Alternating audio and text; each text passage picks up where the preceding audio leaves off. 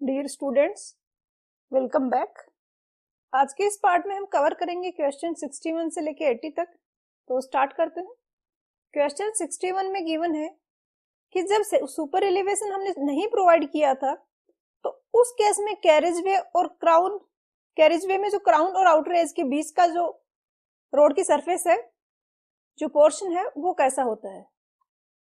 तो इस तरीके से अगर ये वाला आउटर एज है, ये वाला इनर एज है, तो सुपर एलिवेशन प्रोवाइड करते हैं तो इस तरीके से हम एलिवेट करते हैं आउटर एज को। और अगर सुपर एलिवेशन नहीं प्रोवाइड किया हुआ है तो जो स्लोप होगा वो कैम्बर होगा, और कैम्बर हम इस तरीके से प्रोवाइड करते हैं कि क्राउन को ऊपर उठाते हैं और दोनों एजेस हैं उनका लेवल है वो कम है। तो क्वेश्चन में पूछा है कि portion between crown at the outer as, तो क्राउन और आउटर एज के बीच का पोर्शन है वो स्लोपिंग है और स्लोप है वो कैम्बर के इक्वल है।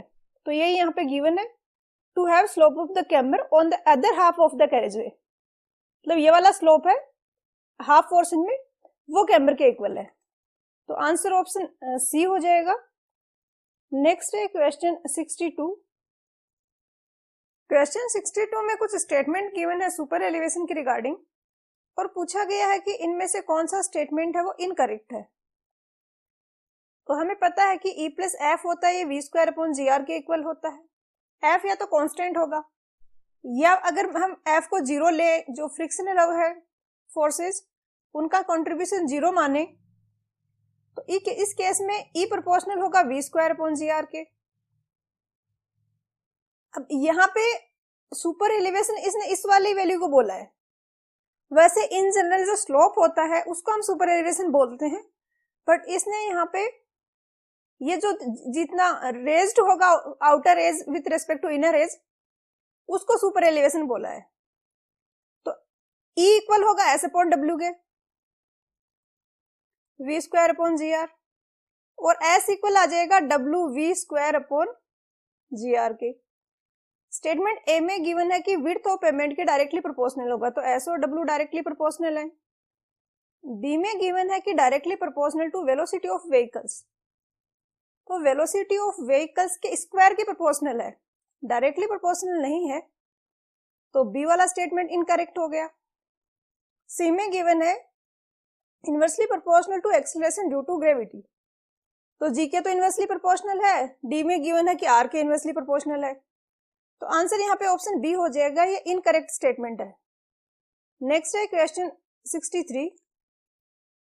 क्वेश्चन 63 में पूछा है कि किसी रोड के लिए जो मैक्सिमम सेफ स्पीड होगी वो किस पे डिपेंड करेगी। तो ये टाइप ऑफ हाईवे पे भी डिपेंड करेगी। अगर नेशनल हाईवे है तो ज्यादा स्पीड के लिए डिजाइन होगा, स्टेट हाईवे है या अगर कोई डिस्ट्रिक्ट रोड वगैरह है तो वो कम स्पीड के लिए डिजाइन होते हैं, तो उनमें मैक्सिमम सेफ स्पीड भी कम होगी। टाइप ऑफ रोड सरफेस पे भी डिपेंड करेगा, कर्व्स पे डिपेंड करेगा। अगर स्मूथ कर्व है तो ज्यादा स्पीड अलाउएबल है, और ज्यादा स्पीड है वो मैक्सिमम सेफ स्पीड है।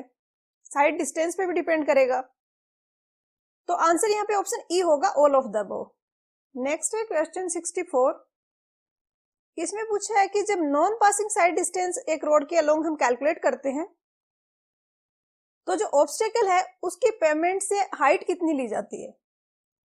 Non passing sight distance kind of stopping sight distance ही है कि ये रोड है, यहाँ पे कोई व्हीकल जा रहा है, तो जो ड्राइवर है उसको यहाँ पे कुछ दिखा और उसके बाद उसने ब्रेक लगाई और कितनी डिस्टेंस में गाड़ी रुक गई, वो है स्टॉपिंग साइड डिस्टेंस। तो इस क्वेश्चन का थोड़ा सा डिफर करता है बुक्स के अकॉर्डिंग आंसर्स। कुछ बुक्स ने इसको 10 सेंटीमीटर लिया है, कुछ ने 15 सेंटीमीटर लिया है, तो वैसे ऑप्शंस हैं वो काफी दूर दूर हैं, तो कोई कंफ्यूजन नहीं है। आंसर है फिर ऑप्शन ए ही होगा। जो व्हीकल के अंदर ड्राइवर है उसकी आईज की हाइट ली गई है 1.2 मीटर, और जो ऑब्स्टेकल है उसकी हाइट ली गई है 15 सेमी, या कुछ बुक्स में है वो 10 सेंटीमीटर गिवन है। नेक्स्ट है क्वेश्चन 65। क्वेश्चन 65 में पूछा है कि कोई व्हीकल है वो डिजाइन स्पीड से मूव कर रहा है, तो ड्राइवर की एबिलिटी की वो उसको कितने डिस्टेंस में रोक सकता है, ये किस किस पे डिपेंड करती है। तो एक तो उसको जितना टाइम लगेगा डिसाइड करने में कि हाँ ब्रेक अप्लाई करने हैं, उससे पहले जो टोटल टाइम उसको लगेगा उसको बोलते हैं PIEV, perception, intellection, emotion and volition. इन चारों स्टेजेस में जो टाइम लगा, परसेप्शन मतलब कोई ऑब्जेक्ट दिखे, उसने परसीव किया कि हाँ कोई ऑब्स्टेकल है आगे, मुझे ब्रेक लगाने हैं। टोटल इन चारों में जो टाइम लगेगा वो होगा ब्रेक रिएक्शन टाइम। परसीव करने में जो टाइम लग रहा है वो परसेप्शन टाइम। तो इन पे तो डिपेंड करेगा ही, क्योंकि जब तक उसने डिसाइड नहीं किया ब्रेक लगाने का तब तक तो व्हीकल उस वेलोसिटी से चल रहा है, डिजाइन स्पीड से। उसके बाद एफिशिएंसी ऑफ ब्रेक पे भी डिपेंड करेगा कि ब्रेक अप्लाई करने के बाद में कितनी डिस्टेंस में गाड़ी रुक पाती है, और जो रोड सरफेस और व्हीकल के बीच में रेजिस्टेंस है इस पे भी डिपेंड करेगा। तो यहाँ पे आंसर होगा वो ऑप्शन ई होगा। नेक्स्ट है क्वेश्चन 66। क्वेश्चन 66 में पूछा है कि कोई व्हीकल है वो 80 किलोमीटर पर आवर की स्पीड से चल रहा है, तो ब्रेक रिएक्शन टाइम उसका जो होगा वो कितना होगा। तो इन जनरल वैसे भी ब्रेक रिएक्शन टाइम पूछा जाता है तो 2.5 सेकेंड ही होता है मोस्टली आंसर, और अगर वेलोसिटी कम है तो टाइम ज्यादा होता है। जो टेबल है वो ये है कि 50 है तो 3 सेकेंड होगा, वेलोसिटी 65 है तो 2.75 सेकेंड होगा, बट 80 है तो 2.5 सेकेंड होगा। तो मेरी तो एडवाइस ये है कि आप सिर्फ 2.5 सेकेंड ही याद रखो, ये इतना इंपॉर्टेंट नहीं है बाकी डेटा। काफी बार वेलोसिटी नहीं भी दी जाती, ऐसे भी पूछा जाता है, तो फिर आपको 2.5 सेकेंड ही आंसर करना है। क्वेश्चन 67 में पूछा है कि ब्रेक्स की एफिशिएंसी है वो, किसी व्हीकल की ब्रेक्स की एफिशिएंसी वो किस पे डिपेंड करती है। तो रोड सरफेस पे भी डिपेंड करेगी, कंडीशन ऑफ द टाइप्स यहाँ पे आई थिंक ये कुछ मिसिंग है, आगे कुछ और लिखना चाह रहा था, और प्रेजेंस ऑफ आई थिंक ये स्नो है। अगर स्नो है रोड पे या मॉइस्चर है तो उस केस में फ्रिक्शन कोफिशिएंट है वो कम हो जाता है। स्नो के केस में तो काफी कम हो जाता है, मॉइस्चर अगर है तो उस केस में भी एफ की वैल्यू डिक्रीज हो जाती है। उसके अलावा रोड सरफेस पे अगर कंक्रीट है तो एफ की वैल्यू अलग होगी, एस्फाल्ट की रोड है तो अलग होगी। तो ए बी सी तीनों ही करेक्ट हैं, तो आंसर है वो ऑप्शन डी होगा। नेक्स्ट है क्वेश्चन 68। क्वेश्चन 68 में पूछा है कि कोई व्हीकल है उसमें ब्रेक अप्लाई किए जाएं तब तक वो जितनी डिस्टेंस ट्रेवल करती है, कोई ऑब्स्टिकल ड्राइवर को दिखा और 2.5 सेकेंड के आसपास उसको डिसीजन लेने में टाइम लगा और उसने ब्रेक अप्लाई किए, तो ये जो 2.5 सेकेंड का टाइम ड्यूरेशन है इसमें व्हीकल ने जितनी डिस्टेंस ट्रेवल की उसको क्या कहा जाता है। तो उसको लैग डिस्टेंस या रिएक्शन डिस्टेंस भी बोला जाता है। तो यहाँ पर आंसर होगा वो ऑप्शन सी होगा। नेक्स्ट है क्वेश्चन 69। क्वेश्चन 69 में पूछा है कि कोई व्हीकल है वो 80 किलोमीटर पर आवर की डिजाइन स्पीड से चल रहा है, तो उसको मिनिमम स्टॉपिंग डिस्टेंस कितनी चाहिए होगी। तो मिनिमम स्टॉपिंग डिस्टेंस का फॉर्मूला होता है vt plus V square upon 2gf। ये लैग डिस्टेंस है, ये ब्रेक अप्लाई करने के बाद की डिस्टेंस कवर की गई वो है। चाहे तो आप डायरेक्टली इस फॉर्मूले में वैल्यू रख सकते हो, v है इसको किलोमीटर पर आवर में है तो आपको कन्वर्ट करना होगा ऐसा यूनिट में, g है ये ऐसा यूनिट में है, f की वैल्यू आप 0.35 या 0.40 ले सकते हो। वैसे तो एग्जैक्टली कितना लेना है f वो क्वेश्चन में गिवन होना चाहिए, बट यहाँ पे ऑप्शंस काफी दूर है तो ज्यादा डिफरेंस नहीं आएगा। तो अगर 0.4 लेके आप कैलकुलेट कर रहे हो, या फिर आप ये वाला जो है इसमें डायरेक्टली वैल्यू रख सकते हो, आपकी चॉइस है। अगर आपको कैलकुलेशन में कंफर्टेबल हो तो आप ये रख लो, अदरवाइज ये वाला याद रख सकते हो। इसमें जस्ट आपको वेलोसिटी रखनी है किलोमीटर पर आवर में, तो कैलकुलेशन काफी इजी हो जाएगी। टाइम रखना है सेकंड में गिवन होगा, यहाँ पे आपको लेना है 2.5 सेकंड जो स्टैंडर्ड होता है अगर कुछ भी नहीं दिया गया है। तो अगर 0.4 लेके अगर आप कैलकुलेट करोगे तो ये 118 के आसपास कुछ आएगा, और अगर f की वैल्यू 0.35 लेते हो तो ये 127 के आसपास आएगा। तो दोनों केसेस में ही सबसे क्लोज जो आंसर है वो तो ऑप्शन सी ही है, तो आंसर ऑप्शन सी हो जाएगा। अगर आप याद रख सकते हो तो डायरेक्टली याद भी रख सकते हो, क्योंकि 80 kilometre per our kind of standard design speed है, तो इसके रिगार्डिंग क्वेश्चन आने के चांसेस ज्यादा है। नेक्स्ट है क्वेश्चन 70।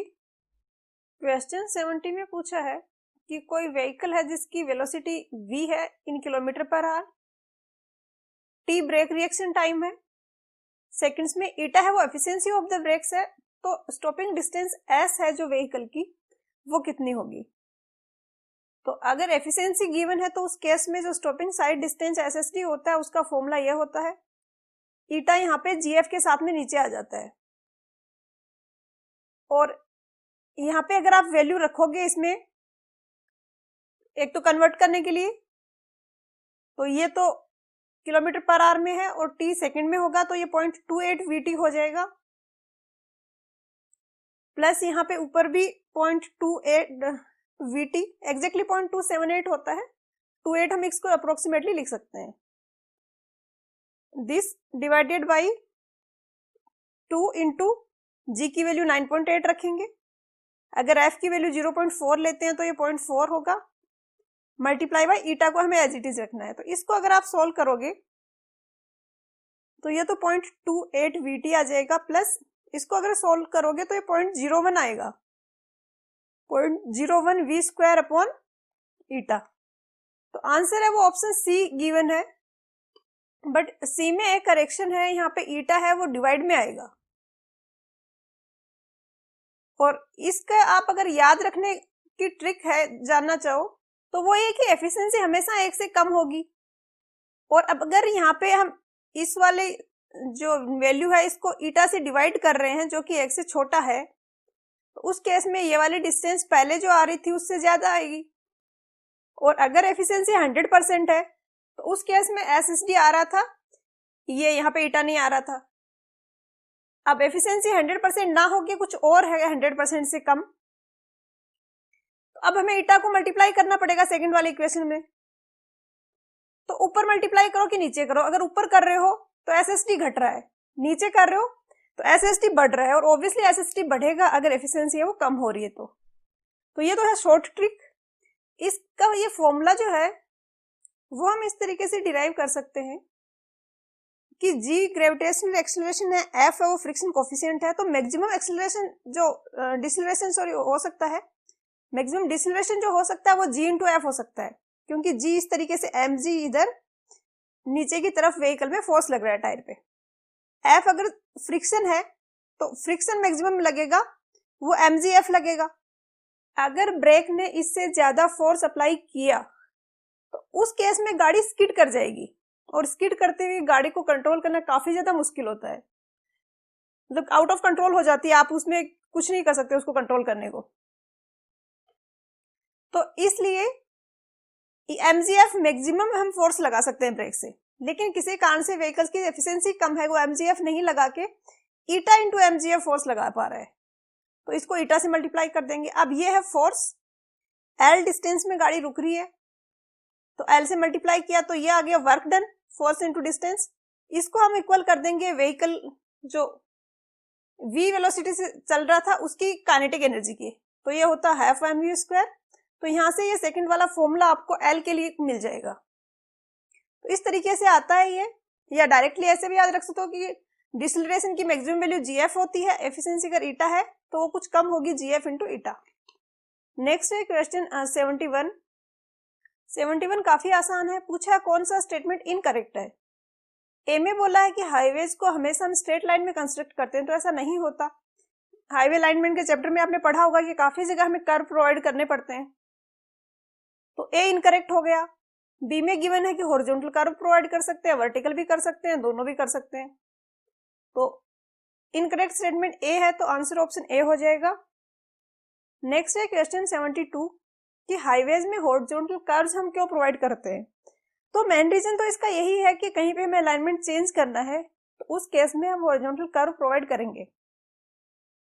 बट इसके साथ साथ में ये भी इसका एक एडवांटेज रहता है कि अगर बिल्कुल स्ट्रेट हाईवे है तो मोनोटोनस ड्राइविंग होगी और ड्राइवर जो है उसका थोड़ा सा ध्यान हट जाएगा, तो वो अलर्ट रहे इसके लिए भी अगर कर्व आ रहे हैं बीच बीच में तो वो बेनिफिशियल है कि ड्राइवर है वो अलर्ट मोड पे रहेगा। तो ये इसलिए जो break the monotony, discourage tendency to increase speed, अगर स्ट्रेट रोड पे जा रहे हो तो आप बहुत ज्यादा स्पीड रखोगे, अगर कर्व आ रहे हैं बीच बीच में तो कर्व पे रिड्यूस करनी पड़ती है स्पीड, तो ये भी बेनिफिट है, सी भी है। तो यहाँ पर आंसर है वो ऑप्शन डी होगा, all of the above. Next है क्वेश्चन 73 क्वेश्चन 73 में पूछा है कि हॉरिजॉन्टल कर्व है उसका डिजाइन किस पे डिपेंड करता है। तो डिजाइन स्पीड पे, वेलोसिटी पे तो ऑब्वियसली डिपेंड करेगा। फ्रिक्शन जो अलाउएबल है उस पे भी डिपेंड करेगा। अगर फ्रिक्शन जो है परमिसेबल वो ज्यादा है तो हमें सुपर एलिवेशन कम देना पड़ेगा। सेंट्रीफ्यूगल रेशियो होता है जो v²/gr, इस पे भी डिपेंड करेगा। और मैक्सिमम सुपर एलिवेशन जो परमिसेबल है इस पे भी डिपेंड करेगा। तो यहाँ पर आंसर होगा वो ऑप्शन ई होगा। नेक्स्ट है क्वेश्चन 74। यहाँ पे पूछा है कि कौन सा टाइप का कर्व है जो जनरली हम हाईवे में प्रोवाइड करते हैं। तो vertical curve, horizontal curve, transition curve, circular curve, ये सारे ही हम प्रोवाइड करते हैं। तो वर्टिकल कर्व भी करेक्ट है, ट्रांजिशन कर्व भी करेक्ट है। यहाँ पे मुझे मिस्टेक लग रही है, टाइप ऑफ कर्व में क्रिटिकल कर्व कुछ नहीं गिवन है। आई थिंक या तो सर्कुलर कर्व लिखना चाह रहा होगा इसने और बाय मिस्टेक लिख दिया होगा ये। बट सी और डी करेक्ट है तो फिर आपको आंसर करना है वो ऑप्शन डी ही करना है। नेक्स्ट है क्वेश्चन 75। क्वेश्चन 75 में पूछा है कि नीचे जो गिवन है स्टेटमेंट, इनमें से इनकरेक्ट को पिक करना है। और गिवन है क्वेश्चन में कि हाईवेज में सर्कुलर कर्व कहाँ कहाँ हो सकते हैं। तो सिंपल कर्व हो सकता है, सर्कुलर कर्व, कंपाउंड कर्व भी हो सकता है जिसमें दो आर्क से बना हुआ कर्व होता है, दोनों की रेडियस है वो डिफरेंट है, जैसे एक ये है और दूसरा हमने इस तरीके से कोई दूसरा आर्क लिया है जिसकी रेडियस है वो अलग है। रिवर्स कर्व भी हो सकता है जिसमें एक कर्व इस तरीके से होगा, दूसरा कर्व है वो इस तरीके से होगा। तो रिवर्स कर्व भी सर्कुलर कर्व से बना होता है। वर्टिकल कर्व हम जहां पे प्रोवाइड करते हैं हाईवेज में, वहां पे हम पैराबोलिक कर्व प्रोवाइड करते हैं, तो इसलिए डी गलत हो जाएगा। और इसका रीजन ये है, पैराबोलिक कर्व में ऑर्डिनेट्स वगैरह कैलकुलेट करना काफी आसान होता है एक तो, और दूसरा जो पैसेंजर्स हैं उनकी कंफर्ट के अकॉर्डिंग भी पैराबोलिक कर्व है वो सर्कुलर कर्व से बेस्ट रहता है। वैसे ये जो हम वर्टिकल कर्व प्रोवाइड कर रहे हैं जहां पे दो ग्रेडियंट चेंज हो रहे हैं वहां पे हम प्रोवाइड करते हैं, और उसका मेन पर्पज है वो साइड डिस्टेंस है और कंफर्ट है। तो साइड डिस्टेंस के अकॉर्डिंग तो सर्कुलर कर्व आइडियल होता है क्योंकि उसमें इक्वल साइड डिस्टेंस हर एक पॉइंट पे अवेलेबल होगी। बट प्रॉब्लम ये है कि सर्कुलर वाले में कैलकुलेशंस वगैरह काफी टफ होती है। तो पैराबोला और सर्कुलर में ज्यादा डिफरेंस नहीं होता है अगर एंगल ऑफ डेविएशन कम है तो सर्कुलर के जगह हम पैराबोलिक अडॉप्ट कर लेते हैं ताकि कैलकुलेशन इजी रहे और कंफर्ट के हिसाब से भी ये बेस्ट रहता है। तो ये हमेशा याद रखना है, काफी सारे क्वेश्चंस डिफरेंट टाइप से इससे पूछे जाते हैं कि वर्टिकल कर्व की कौन सी शेप होती है। तो यहाँ पे आंसर ऑप्शन डी हो जाएगा। नेक्स्ट है क्वेश्चन 76। इसमें पूछा है कि ट्रांजिशन कर्व की आइडियल शेप क्या होगी। तो क्यूबिक पैराबोला, लेमनिस्केट, क्लोथोइड, ये सारे ही टाइप के ट्रांजिशन कर्व प्रोवाइड किए जा सकते हैं। बट आइडियल जो कर्व होता है वो क्लोथोइड है जिसको स्पाइरल भी बोला जाता है। ट्रांजिशन कर्व की रिक्वायरमेंट ये है कि जैसे जैसे लेंथ बढ़ रही है उसकी ट्रांजिशन कर्व की, वैसे वैसे उसकी रेडियस है वो डिक्रीज होनी चाहिए। जैसे ये एक कर्व है और ये स्ट्रेट रोड है, तो इन दोनों को जोड़ेगा ट्रांजिशन कर्व। यहाँ पे आर है वो इनफाइनाइट है और यहाँ पे आर कुछ इसकी जो रेडियस है R1 मान लिया उसको, उसके इक्वल है। तो यहाँ से यहाँ तक इसमें लेंथ के अकॉर्डिंग वेरिएशंस होने चाहिए और आर है जैसे जैसे लेंथ बढ़ रहा है वैसे वैसे आर है वो डिक्रीज होना चाहिए। तो हम कह सकते हैं कि आर है वो एल के इनवर्सली प्रोपोर्शनल होना चाहिए, एल आर है वो कांस्टेंट होगा। तो ये कंडीशन अचीव होती है क्लोथोइड में। क्यूबिक पैराबोला और लेमनिस्केट भी अगर 4 डिग्री तक डेविएशन एंगल है तब तक तो सेम रहते हैं, लेकिन इससे ज्यादा एंगल के लिए ये डिफर कर जाते हैं और बेस्ट होता है वो क्लोथोइड होता है। तो यहाँ पर आंसर होगा वो ऑप्शन ए होगा। ये भी काफी इंपॉर्टेंट क्वेश्चन है, काफी बार पूछा जाता है और डिफरेंट बुक्स में मिल जाएंगे इस टाइप के क्वेश्चंस आपको। और आर है वो इनफाइनाइट से लेके R1 तक डिक्रीज हो रहा है, या हम ये भी कह सकते हैं जो सेंट्रीफ्यूगल एक्सीलरेशन है v²/r वो यहाँ पे 0 है और यहाँ से लेके यहाँ तक इंक्रीज हो रहा है, यहाँ से यहाँ जाते हुए, और यहाँ पे वो हो रहा है v²/rn जो कि R1 जो कि यहाँ पे हमें रिक्वायर्ड है। तो यूनिफॉर्मली इंक्रीज हो रहा है सेंट्रीफ्यूगल रेशियो और रेडियस है वो यूनिफॉर्मली डिक्रीज हो रही है। नेक्स्ट है क्वेश्चन 77। क्वेश्चन 77 में पूछा गया है कि वर्टिकल कर्व है वो कौन सी शेप का होगा। तो क्वेश्चन नंबर 75 में हमने डिस्कस किया कि ये पैराबोलिक होता है, तो यहाँ पर आंसर होगा वो ऑप्शन ए होगा। नेक्स्ट है क्वेश्चन 78। इसमें पूछा है कि अप ग्रेडियंट है एक हाईवे में, वो मीट कर रहा है डाउन ग्रेडियंट को, तो कौन सा वर्टिकल कर्व इस केस में हम प्रोवाइड करेंगे। तो ये एक अपग्रेड है जो कि मीट कर रहा है एक डाउन ग्रेड को, तो डाउन ग्रेड इस तरीके से जाएगा और इसको अगर इधर बढ़ाएं तो ये ऐसे जाता, अगर स्ट्रेट लाइन होती, अगर यहाँ पे ये डाउन ग्रेड आ गया तो ये नीचे की तरफ चला गया। तो ये प्लस n1 है स्लोप, ये है माइनस n2। तो इस टाइप से हम जो देते हैं वो होता है सबमिट कर्व, और इसके उल्टा अगर इस टाइप से देते हैं वो होता है सैग कर्व, या जिसको वैली कर्व भी बोलते हैं। तो यहाँ पे हो जाएगा सबमिट कर्व, आंसर हो जाएगा ऑप्शन सी। नेक्स्ट है क्वेश्चन 79। क्वेश्चन 79 में पूछा गया है कि हाईवेज में जो डिग्री ऑफ कर्व डिफाइन किया जाता है उसमें कितने मीटर का आर्क है वो डी डिग्री का एंगल बनाता है सेंटर पे। तो हाईवेज के लिए ये रोड कर्व के लिए होता है, ये 30 मीटर होता है। यहाँ पर आंसर की में जो आंसर गिवन है वो 20 मीटर है, बट ये नहीं होगा। रेफरेंस के लिए आप यूज कर सकते हैं, एक तो टी.डी. आहूजा की हाईवे इंजीनियरिंग की बुक है, उसमें ये गिवन है in this country particularly a curve is expressed in terms of degree subtended at the center by an arc of 30 metre. तो यहाँ पर गिवन है, प्लस सर्वेइंग की जो बुक है इसमें भी गिवन है कि हाईवे प्रैक्टिस में जो जनरली डेफिनेशन यूज होती है, सर्वेइंग की बीसी पिनोमिया का सेकंड पार्ट है जिसमें कर्व सर्वेइंग का जो चैप्टर है उसमें गिवन है used in highway practice the degree of the curve is defined as the centre angle of the curve that is subtended by an arc of 100 feet length. तो 100 feet length का arc है तो 100 feet equal हो जाएगा 30 metre के। ये था 1 feet में 30 सेंटीमीटर होता है, तो 100 को हम 30 से डिवाइड करेंगे तो ये सेंटीमीटर में आ गया, इसको 100 से डिवाइड कर देंगे तो ये आ गया 30 मीटर। तो ये दोनों रेफरेंस आप यूज कर सकते हो, आंसर हो जाएगा ऑप्शन डी। नेक्स्ट है लास्ट क्वेश्चन 80। क्वेश्चन 80 में गिवन है कि कोई 30 मीटर आर्क का कोई कर्व है जिसका डिग्री ऑफ कर्व है वो 1 डिग्री है।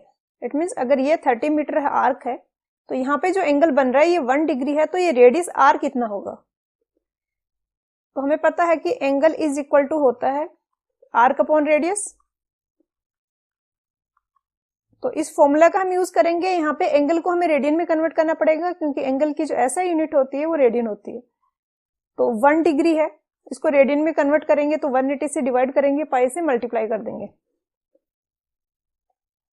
180 डिग्री में होते हैं पाई रेडियन, 1 डिग्री में होगा पाई अपॉन 180।